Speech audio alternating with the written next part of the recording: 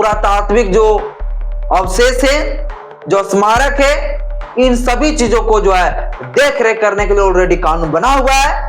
और यहाँ पर स्टेट में जो है अलग जो है वो कानून नहीं होना चाहिए। बीटी एक्ट को हर हाल में खत्म करनी चाहिए।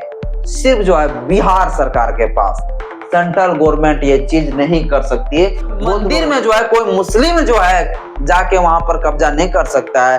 जब किसी मस्जिद में कोई ब्राह्मण जाके कब्जा नहीं कर सकता है, तो फिर बौद्धों का जो बौद्ध विहार जो है, जो बौद्धों का जो है, बौद्धों का जो विरासत है, बौद्धों का जो धरोहर है, वहां पर फिर ब्राह्मणों का कब्जा कैसे होगा, कैसे कब्जा होगा? सभी सत्य को जय भीम, जय संविधान। साथियों, आज के इस वीडियो में हम एक बेहद ही गंभीर और महत्वपूर्ण विषय पर चर्चा करेंगे।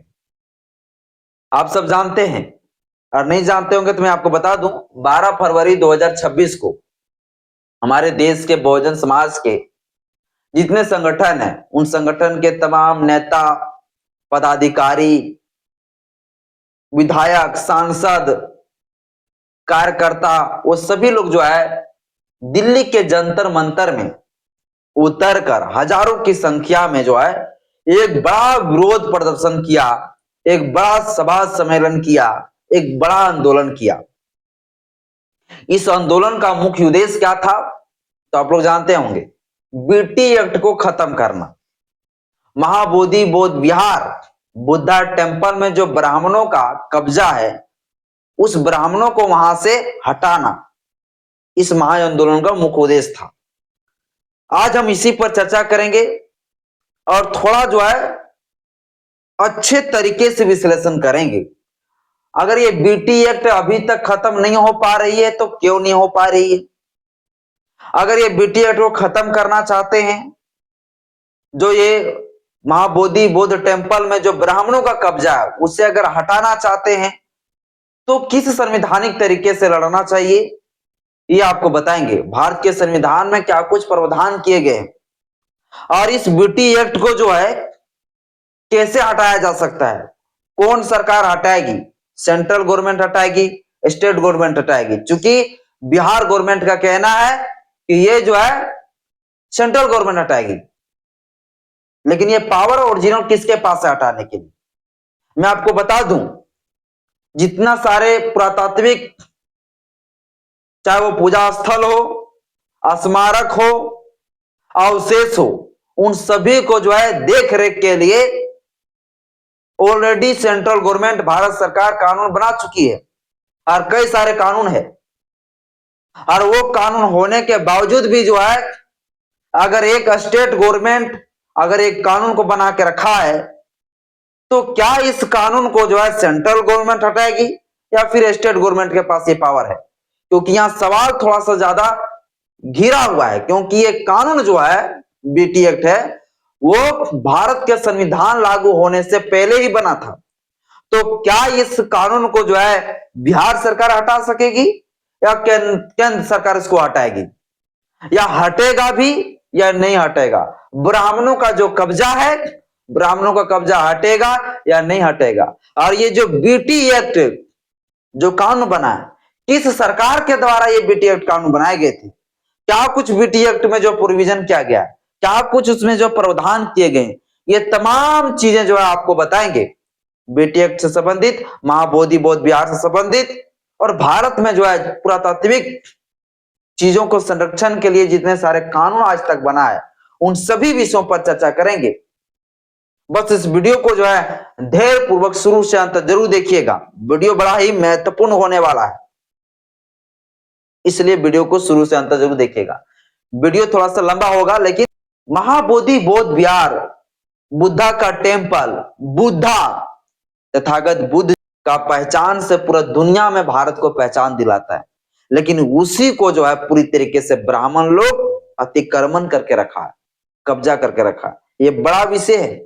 तो फिर हम लोग संवैधानिक तरीके से आना चाहिए। संविधान में क्या कुछ प्रावधान किए गए हैं, उस प्रक्रिया को, प्रोसीजर के तहत हम लोग को मांग करना चाहिए, तो हमारी जीत जो है निश्चित ही होगा। देर है पर अंधेर नहीं। इसलिए जो है पूरा नियम कानून क्या कहता है, ये सारी चीजें आपको बताऊंगा, देखिएगा पूरा, है ना। चलिए हम लोग आज बात करेंगे भैया बीटी एक्ट पर, है ना। ये जो बीटी एक्ट है ना, बीटी एक्ट 1949। ठीक है, ये जो बीटी एक्ट जो कानून बना है ये 1949 में ही बना है। भारत का संविधान बनकर तैयार हुआ था 1949 में, लेकिन लागू नहीं हुए थे। उससे पहले जो है ये कानून बन गया था, बीटी एक्ट, है ना। बोध बिहार टेम्पल एक्ट कह सकते हैं या बुद्धा टेम्पल एक्ट कह सकते हैं, कोई दिक्कत नहीं। 1949 इसे हिंदी में कह सकते हैं बुद्धा मंदिर अधिनियम 1949। आपको बता दूं कि ये जो बीटी एक्ट जो कानून बना है ना, ये बीटी एक्ट कानून जो बना ये किसकी सरकार में बना? ये बीटी एक्ट जो कानून बना है वो बिहार असेंबली के द्वारा ये बनाए गए थे। बिहार विधानसभा के द्वारा ये कानून बनाए गए थे। बिहार विधानसभा के द्वारा ये कानून बनाए गए थे, ये याद रखिएगा। बिहार असेंबली के द्वारा बनाए गए थे। और बिहार असेंबली के द्वारा बनाए गए थे तो उस समय बिहार का सीएम कौन थे? उस समय बिहार का मैं आपको बता दूं कि जो मुख्यमंत्री थे उस मुख्यमंत्री का नाम था श्री कृष्णा सिन्हा। उस समय जो है मुख्यमंत्री के पद में जो है श्री कृष्णा सिन्हा जी जो है उस समय का जो है मुख्यमंत्री थे। और ये जो मुख्यमंत्री थे Indian national Congress party INC, Indian national Congress party, इसी पार्टी का सरकार थी। फुल बहुमत वाली सरकार, फुल बहुमत वाली सरकार थी। और इन्हीं के सरकार में जो है ये बीटी एक्ट कानून लाया गया। यहां तक समझ गए? सरकार किसकी थी? कांग्रेस की सरकार थी। तो जो कांग्रेस के बारे में हम सभी लोग कहते हैं कि आज के समय में बड़ा हितैषी है, वही हितैषी पार्टी थी जिनके द्वारा ये बीटी एक्ट कानून बनाए गए थे। ओके, बिहार असेंबली के द्वारा, बिहार विधानसभा के द्वारा। अब आप लोग सोचेंगे कि आखिर ये कानून क्यों बनाए गई बीटी एक्ट? तो बीटी एक्ट जो कानून बना वो क्यों बना, एक बड़ा सवाल है। ये क्यों बना बीटी एक्ट कानून, है ना, ये आप लोग जानना चाहेंगे। तो देखिए बीटी एक्ट जो कानून बना इसका प्रमुख कई सारे जो है रीजन थे, कई सारे कारण थे। पहला कारण ये था कि महाबोधि मंदिर जो है यानी कि बुद्धा का जो टेम्पल है उनके प्रबंधन को व्यवस्थित करना। पहला कारण तो ये था महाबोधि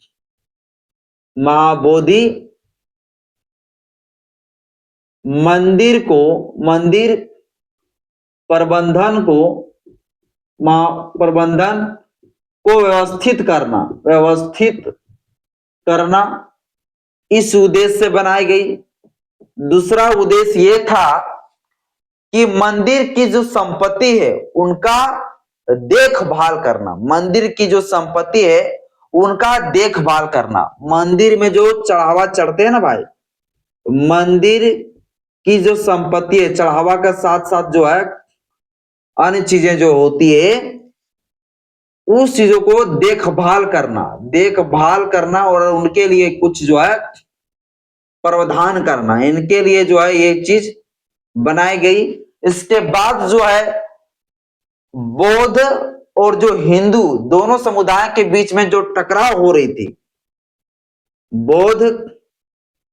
बौद्धों और हिंदू के बीच में, हिंदुओं के बीच संतुलन बनाए रखना, अच्छा से जो है बनाए रखना, इस उद्देश्य से जो है बनाए गए। अगला उद्देश्य यह था कि जो ऐतिहासिक है और धार्मिक जो महत्व की चीजें हैं, ऐतिहासिक और धार्मिक महत्व की जो चीजें हैं उसे सुरक्षित रखना। धार्मिक और ऐतिहासिक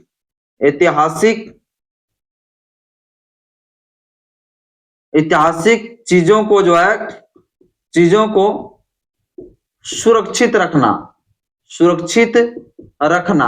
ये साथियों कुल जो है उद्देश्य था। कितना उद्देश्य किस कारण से बनाए गए? तो पहला कारण ये कि महाबोधि मंदिर प्रबंधन को व्यवस्थित किया जा सके अच्छा से, और मंदिर की संपत्ति को देखभाल किया जा सके अच्छा से, बौद्ध और हिंदू के बीच में संतुलन बनाए रहे, और धार्मिक ऐतिहासिक चीजों को सुरक्षित रखा जाए आराम से अच्छा से। इसलिए इस मकसद से जो है बीटी एक्ट कानून उस समय बनाया गया। अब आप लोग सोच रहे होंगे भैया देखिए यहाँ पर जो लिखे हैं बौद्ध और हिंदुओं के बीच में संतुलन। ये हम क्यों लिखे?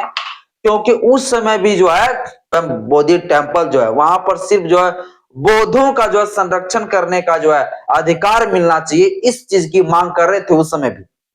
हालांकि उस समय जो बुद्धिस्ट लोग थे, जो बौद्ध लोग थे कुछ, उस समय हालांकि बौद्ध धर्म को मानने वाले कुछ गिने चुने ही रह गए थे वहां पर, तो वो लोग चाह रहे थे कि भैया जो महाबोधि जो बौद्ध विहार है, यहाँ पर बौद्धों का पूरी तरीके से जो है देखभाल करने के लिए जो है व्यवस्था होनी चाहिए। लेकिन वहां ब्राह्मण लोग कह रहा था नहीं भैया यहाँ हम लोग को भी चाहिए, क्योंकि ये जो तथागत बुद्ध है ये भगवान विष्णु का अवतार है और ये हिंदू धर्म से आता है महाबोधि बौद्ध विहार, और ये तथागत बुद्धा जो है ये हमारा जो हिंदू धर्म से जुड़ा हुआ है, इसलिए हम लोगों को भी यहाँ पर जगह चाहिए, हम लोगों को भी यहाँ पर व्यवस्था चाहिए।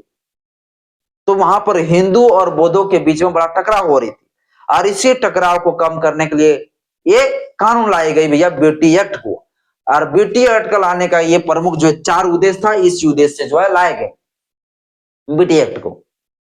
अब ये जो बीटी एक्ट जब कानून आई तो बीटी एक्ट कानून में ये प्रावधान किया गया, ये जो नियम बनाई गई कि भैया ये जो मंदिर है महाबोधि बौद्ध विहार है उसे देखभाल करने के लिए एक कमेटी बनेगा, और उस कमेटी का नाम होगा बीटीएमसी। क्या होगा? बीटीएमसी होगा कमेटी का नाम। अब बीटीएमसी का फुल फॉर्म क्या होता है? तो बोध गया टेम्पल मैनेजमेंट कमेटी। ये जो है बीटी एक्ट में क्या कहा गया? बीटी एक्ट में ये कहा गया भैया कि एक जो है बीटीएमसी जो है कमेटी बनेगा, बोध गया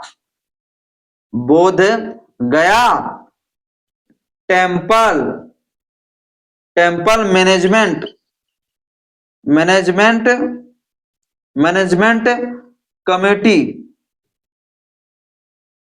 कमेटी बनेगी। ये जो है कमेटी बनाने की बात की गई बीटी एक्ट में। इसमें क्या गया? बीटी एक्ट में बोला भैया देखिए एक जो है बीटीएमसी कमेटी बनेगा, एक समिति बनेगा, और इसी समिति का काम होगा, क्या काम होगा? ये जो महाबोधि बौद्ध विहार है, महाबोधि जो बौद्ध विहार है उस मंदिर को जो है देखभाल करना, उसका जो संपत्ति है उन संपत्ति को देखभाल करना। महाबोधि टेम्पल जो जिस जगह पर, जिस स्थान पर, जिस जमीन पर है उस जमीन को भी देखभाल करना, मंदिर में जो चढ़ावा आ रही उन सारे चीजों को देखभाल करना, आने की जो है पूरी तरीके से मंदिर का प्रबंधन को व्यवस्थित करने का काम जो है इस बीटीएमसी को दे दिया। मंदिर के संपत्ति को देखरेख करने के लिए बीटीएमसी को जो है अधिकार दे दिया। बौद्ध और हिंदुओं के बीच में संतुलन अच्छा से बना रहे, इसके लिए बीटीएमसी में जो है ये नियम लागू किया गया कि जो बीटीएमसी जो कमेटी होगा उस कमेटी में जो है 4 हिंदू सदस्य रहेंगे, 4 हिंदू और 4 बौद्ध सदस्य रहेंगे, 4 बौद्ध सदस्य रहेंगे, और एक जो है डीएम साहब रहेंगे जो जिला का जो है जिला अधिकारी रहते हैं वो रहेंगे। कुल कितना लोग होंगे? 9 लोग। कितना? कुल 9 लोग। आने की बीटी एक्ट में लिखा गया भैया कि एक तो कमेटी बनेगी बीटीएमसी, और इस कमेटी में कुल 9 लोग होंगे, और 9 लोग में से जो अध्यक्ष होंगे वो डीएम होगा उस जिला का, यानी गया का जिला रहेगा, जो बोध गया का है गया जिला में, तो वहां का जो डीएम है वो रहेंगे अध्यक्ष, और उनके अलावा 4 हिंदू रहेंगे और 4 जो बुद्धिस्ट रहेंगे, और ये कुल मिलाकर 9 लोग हो गए। और ये 9 लोग ही क्या करेंगे? पूरी तरीके से ये महाबोधि बौद्ध विहार जो है इनकी देखभाल करेंगे, इनका जो है पूरा संपत्ति पर जो है रख रखाव रखेंगे, और जो धार्मिक ऐतिहासिक चीज है उनको सुरक्षित रखने का काम जो है यही जो है बीटीएमसी जो कमेटी होगा उन्हीं का ये काम होगा। ये जो है बीटी एक्ट में जो है प्रावधान किए गए, उसी बीटी एक्ट के तहत जो बीटीएमसी जो बना इसमें ये कानून का व्यवस्थित किया गया। यानी ये पूरी तरीके से बीटी एक्ट में ऐसा प्रावधान किया गया कि भैया कि अब जो है जो कमेटी काम करेगा मंदिर को बौद्ध विहार को देखभाल करने के लिए, उसमें हिंदू भी रहेंगे और ब्राह्मण भी रहेंगे। हिंदू मतलब यहाँ कौन? ब्राह्मण लोग। इस चीज को आप लोग याद रखिएगा, ब्राह्मण लोग। तो इस चीज का साथियों क्या होने लगा, उस समय के बाद ही जो है विरोध होना शुरू हो गया। हालांकि ये भी ज्यादातर जो है अभी याग पकड़ लिया है ये लड़ाई, और ये लड़ाई भी जो है हक अधिकार की लड़ाई है। क्या किसी मस्जिद में जो है क्या ब्राह्मण लोग जो है वहां पर जाके पुजारी बन सकते हैं? क्या वो मौलाना बन सकते हैं ब्राह्मण लोग? क्या वो लोग जो है मस्जिद का मालिक बन सकते हैं? ब्राह्मण लोग नहीं बन सकते हैं। क्या एक मौलाना जो है किसी हिंदू मंदिर का या तो क्या अयोध्या मंदिर का, वहां जो बना हुआ है राम मंदिर, क्या वहां का जो है मौलाना बन सकता है पुजारी? क्या रख रखाव जो है वो मौलाना करेंगे? इसी प्रकार से जो है गिरजाघर में क्या कोई हिंदू का जो ब्राह्मण हो, क्या ये लोग वहां पर जाके कब्जा कर सकते हैं? नहीं कर सकते। क्या वो लोग देखभाल करने के लिए व्यवस्था ले सकते हैं? नहीं ले सकते हैं। और जब अब मंदिर में जो है कोई मुस्लिम जो है जाके वहां पर कब्जा नहीं कर सकता है, जब किसी मस्जिद में कोई ब्राह्मण जाके कब्जा नहीं कर सकता है, तो फिर बौद्धों का जो बौद्ध विहार जो है, जो बुद्धों का जो है, बौद्धों का जो विरासत है, बौद्धों का जो धरोहर है, वहां पर फिर ब्राह्मणों का कब्जा कैसे होगा? कैसे कब्जा होगा? ये मांग सत्योदम जायज है। सबसे पहली बात तो ये मांग पूरी तरीके से जायज है कि महाबोधि बौद्ध विहार में जो ब्राह्मणों का कब्जा है उसे हटाया जाए। लेकिन ब्राह्मण लोगों का कहना है भैया नहीं, ये ब्राह्मण लोगों का कहना है, इन लोगों का तर्क है कि भैया तथागत गौतम बुद्धा ये भगवान विष्णु का 9वां अवतार है, मतलब वो हिंदू धर्म से जुड़ा हुआ है, इसलिए बौद्धों का भी यहाँ पर जगह होनी चाहिए। जो कि आप लोग पढ़ लीजिए बुद्धा और ब्राह्मणों के बीच में किस प्रकार से चलते थे भैया, उन दोनों के बीच में टकराव होते थे। पाखंडवाद, अंधविश्वास, कर्म कांड, ये धर्म जो ब्राह्मण धर्म थे उनके बीच में कैसे पोल खोलते थे तथागत बुद्धा। तथागत बुद्धा कभी भी जो है हिंदू धर्म का, ब्राह्मण धर्म का जो है वो जो है को अवतार हो ही नहीं सकते हैं। लेकिन ये षड्यंत्रकारी करके जो है बुद्धा का पूरा विरासत को, बुद्धा का जो है जो अवशेष है, बुद्धा का जो है प्राचीन जो स्रोत है, बुद्धा का जो पहचान है, बुद्धा का स्मारक है, स्थल है, उन सभी को जो है ये लोग कब्जा करना चाहते हैं। इसलिए जो है एक तथागत बुद्धा को क्या कर दिए, विष्णु का अवतार बता दिए। अब सत्यों में आपको बता दूं कि ये जो है बीटी एक्ट जो कानून बना, ये बिहार विधानसभा ने बनाया। इस विधानसभा ने, बिहार विधानसभा ने बनाया। तो फिर क्या इस कानून को जो है बिहार विधानसभा ही हटाएंगे या केंद्र सरकार हटाएंगे? क्योंकि ये कानून बना है संविधान लागू होने से ठीक 1 साल पहले। तो इस कानून को कौन हटाएगा? चूंकि जो सरकार है, जो बिहार सरकार है, उनका कहना है कि ये मामला है सेंट्रल गवर्नमेंट से जुड़ा हुआ, तो क्या इसे सेंट्रल गवर्नमेंट हटाएगी? अब देखिए मैं आपको बताता हूं। देखिए स्टेट गवर्नमेंट को यह पावर दिया गया। संविधान का अनुच्छेद जब आप पढ़ेंगे 245, 246, याद रखिएगा। संविधान का जब आप आर्टिकल पढ़ेंगे, क्या 245 या 246 जब आप पढ़ेंगे, तो इस अनुच्छेद में जो है जो विधानसभा होता है, जो विधानमंडल होता है राज्यों का, उन्हें एक पावर दिया गया है। क्या पावर दिया गया है? कि वो कानून बना सकता है। अगर कोई कानून बना हुआ है तो उसमें संशोधन कर सकता है। अगर कोई कानून को खत्म करना चाहता है तो वो खत्म भी कर सकता है। तो बिहार विधानसभा ने इस कानून को बनाया, तो क्या बिहार विधानसभा इस कानून को नहीं खत्म कर सकता है? अब आप लोग कहेंगे खत्म नहीं कर सकता है, बहुत लोग कहेंगे खत्म कर सकता है। बहुत लोग ये तर्क देंगे कि बिहार विधानसभा खत्म नहीं करेंगे क्योंकि ये संविधान लागू होने से पहले बना है ना भाई। उस समय तो संविधान लागू था ही नहीं, तो स्टेट को एक मान्यता था ही नहीं, तो फिर ये जो है सेंट्रल गवर्नमेंट का मामला है। ऐसा बिल्कुल भी नहीं।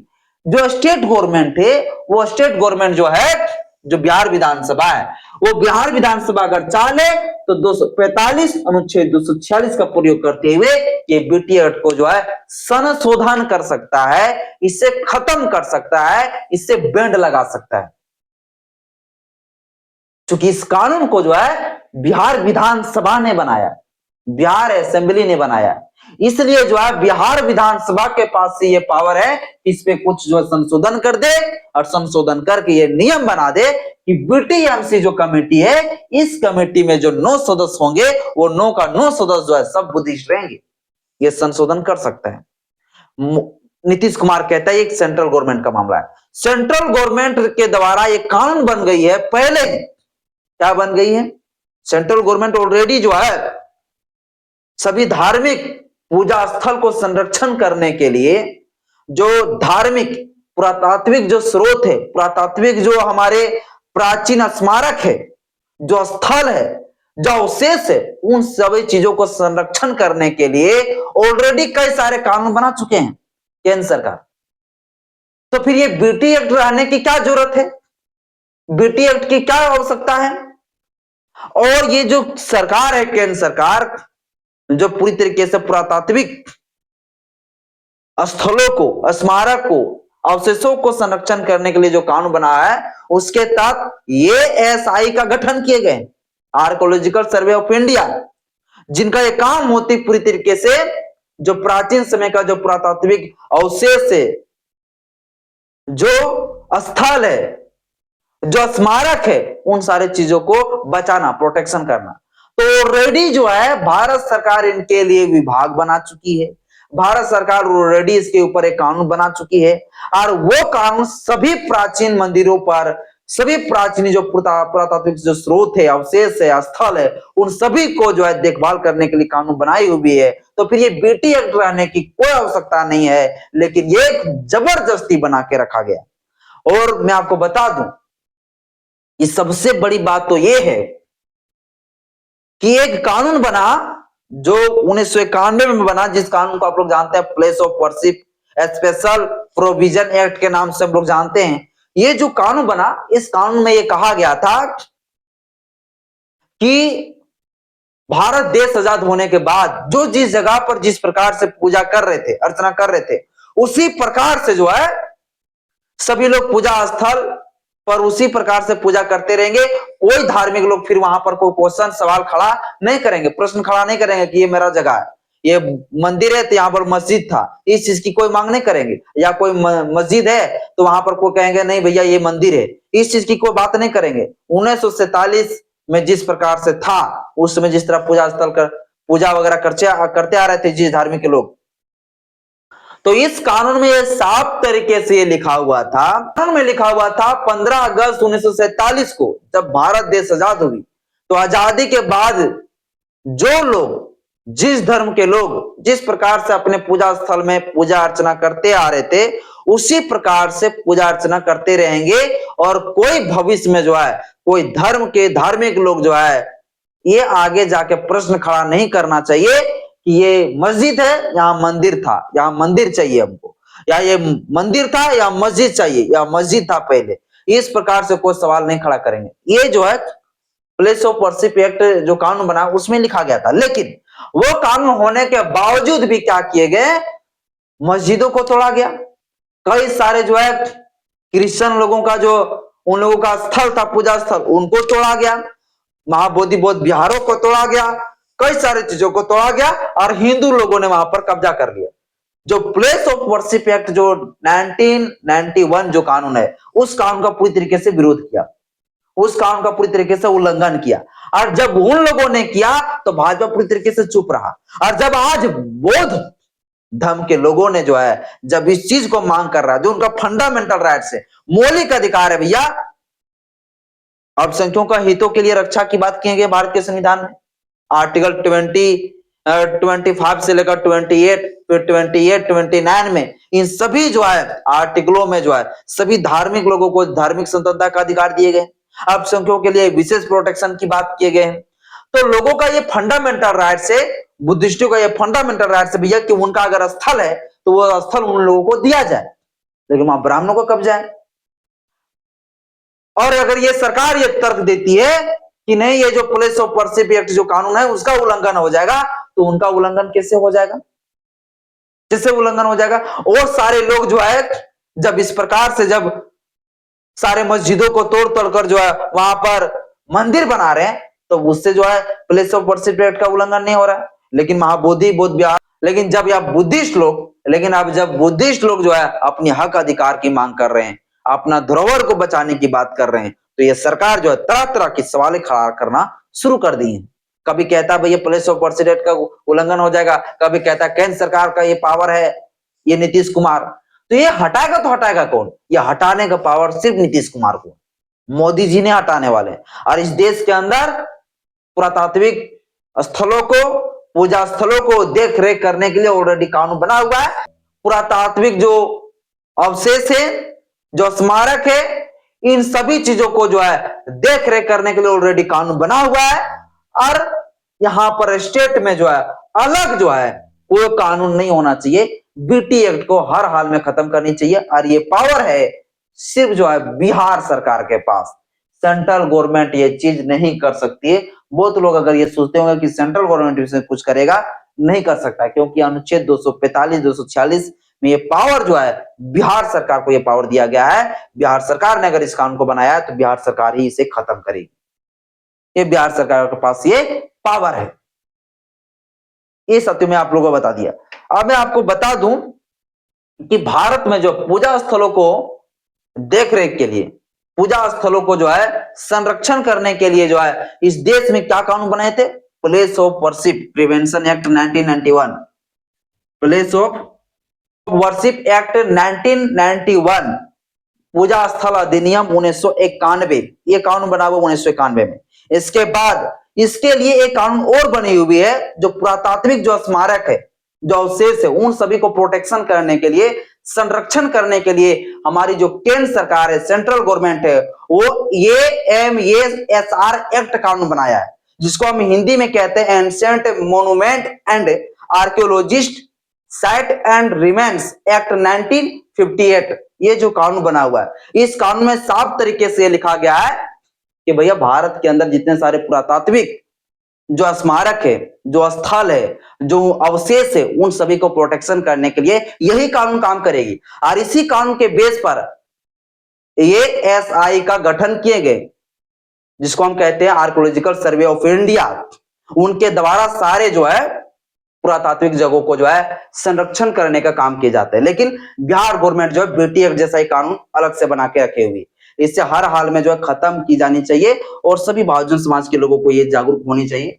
मैं आप लोगों को बता दिया कि भैया ये कानून किस आधार पर हटेगा, किस अनुसार से हटेगा, और ये हटेगी तो हटा सकती है बिहार गवर्नमेंट ही इस कानून को। अन्यथा अगर केंद्र सरकार के पास अगर आप लोग सोचते हैं, चूंकि आजाद समाज पार्टी का जो सांसद है चंद्रशेखर आजाद रावण जी, वो जो है पार्लियामेंट में इस चीज को आवाज उठाए थे कि ये बेटी एक्ट को हर हाल में खत्म होनी चाहिए। लेकिन बिहार गवर्नमेंट ये चीज को हटा सकते हैं, सेंट्रल गवर्नमेंट इस चीज को नहीं हटा सकता है। ये चीज आप लोग याद रखिएगा। भगवत सत्यू, आज के इस वीडियो में इतना ही। जय भीम, जय संविधान, जय विज्ञान, जय।